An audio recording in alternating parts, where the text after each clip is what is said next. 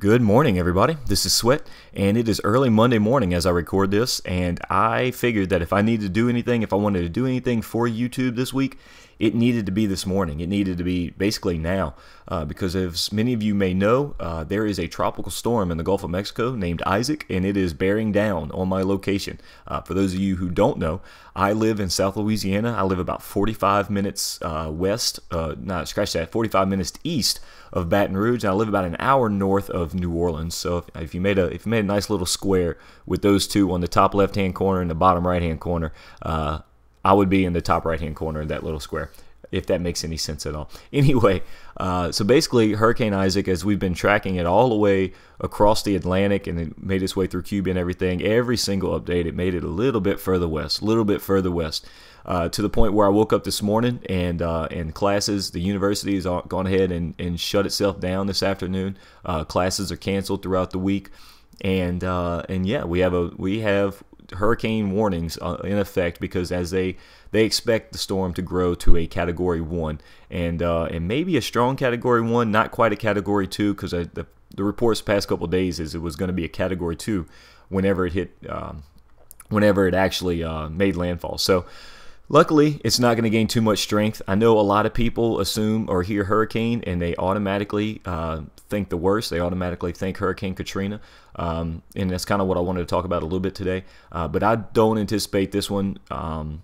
It doesn't look like this one's gonna stand fast and dump a lot of rain on us. It looks like this one's gonna kind of move throughout the area, right out the area, and so hopefully we don't get enough rainfall and levees and such hold up in the way that everybody's okay. You know, we have a little bit of flooding, but other than that, you know, that's all that happens. But a lot of people ask about my Marine Corps stories all the time, and people automatically assume with where I live now that I went through Katrina and whatnot. But actually, I was deployed in Japan at the time of Katrina, which was a terrifying experience because I didn't know anything. You know, I didn't know what was going on, and you know, many times not knowing what's going on in a tragedy is just an absolutely terrifying experience. What had happened to me was I was actually doing field training. I was enjoying the hell out of it.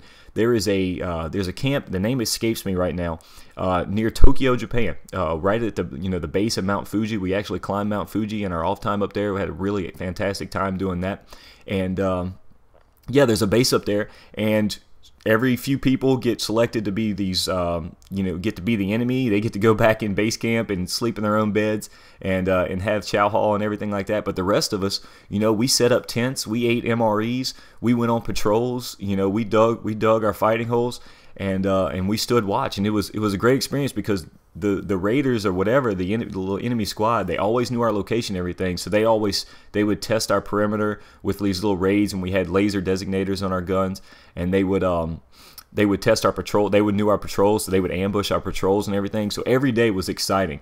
The whole experience was exciting. But one day while we were eating chow, I heard somebody mention New Orleans. And I started listening in, and somebody said, you know, it's disaster or something like that. What's going on? And I asked my sergeant. He's like, yeah, man, New Orleans is being destroyed right now by a hurricane. I was like, what? And he's like, then he looked at me with this terrified look on his face, and he said, you're from there, aren't you? I'm like, yeah, I'm from there. He goes, we need to go talk to the chaplain.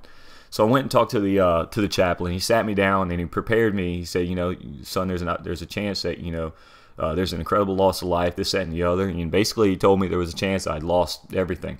And I was, you know, I wasn't really believing at the time, because basically I hadn't seen anything on the news. I hadn't seen any visual evidence. All I heard was two people tell me these things.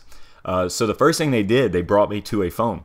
And the first thing I did, I called my mother. And if anybody knows, the area, the telephone and the communications were so clogged up at the time. It was a miracle. I got through to my mother on the very first attempt. Got through to my mother and talked to her. Everybody was fine. My grandfather had a tree through his house, but as far as nobody lost anything really, it was just a little bit of damage there.